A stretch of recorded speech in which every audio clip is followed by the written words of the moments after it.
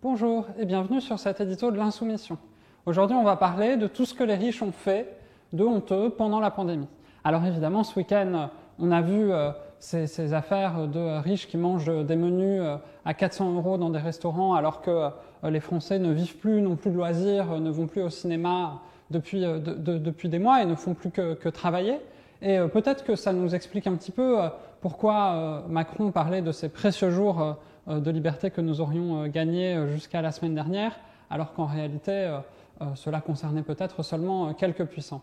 Donc évidemment, il est important que la lumière soit faite sur ces événements, que les responsables soient punis, mais surtout il est important qu'on s'en rappelle encore dans quelques mois et qu'on ne laisse pas ça derrière nous. Quand je m'en suis un peu rappelé ce week-end, j'ai décidé de poster une liste de ces choses-là sur Twitter et je vais vous la lire pour que vous voyez un peu tout ce qui s'est passé. Alors évidemment, il y a un an, et on n'a pas beaucoup plus d'infos là-dessus, on ne sait pas qui sont les responsables aujourd'hui, il y a eu ce trafic de masques FFP2 alors qu'il n'y en avait pas assez et que toujours aujourd'hui on en manque dans les hôpitaux, ce trafic dans le 16e arrondissement de masques au tout début de la pandémie. Il y a eu ces riches qui ont loué des îles entières pour échapper au virus parce que après tout, pourquoi pas, quand on a les moyens, privatiser des zones entières de territoire. Il y a eu Total qui a donné des bons d'essence pour l'équivalent de quelques millions d'euros aux soignants, tout en distribuant en même temps 1,8 milliard d'euros de dividendes.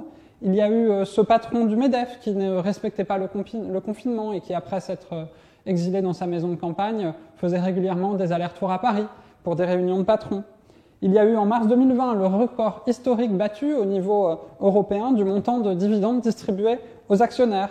Il y a eu cette prime de 1 000 € promise aux salariés de la grande distribution pour qu'ils viennent travailler, qui ne leur a finalement très souvent pas été donnée, alors même que Carrefour, par exemple, a augmenté pendant le Covid-19, pendant la crise, de 8% son chiffre d'affaires.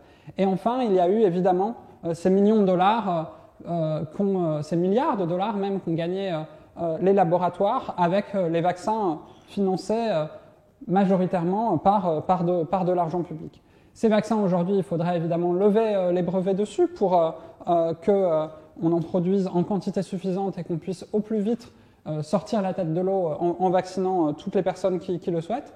Mais on ne le fait pas, là aussi, pour préserver les profits des riches et des actionnaires de ces laboratoires qui ont gagné des millions d'euros grâce à ces vaccins. Et enfin, Sanofi a supprimé 1700 emplois en Europe, alors que leur chiffre, dont 1 million en France, alors que leur chiffre d'affaires augmentait et alors qu'il y avait besoin de trouver ce vaccin. Ça, c'est qu'une petite première liste. Il y a aussi les riches qui prenaient l'hélicoptère pour remonter les stations de ski alors qu'elles étaient fermées, par exemple. Et c'est important, voilà, de s'en souvenir que ces gens-là ont fait des profits énormes sur l'année qui s'est passée, alors même que nous avons galéré, que la pauvreté et la précarité ont augmenté et que ça fait 1 an que tout le monde essaie de s'en sortir.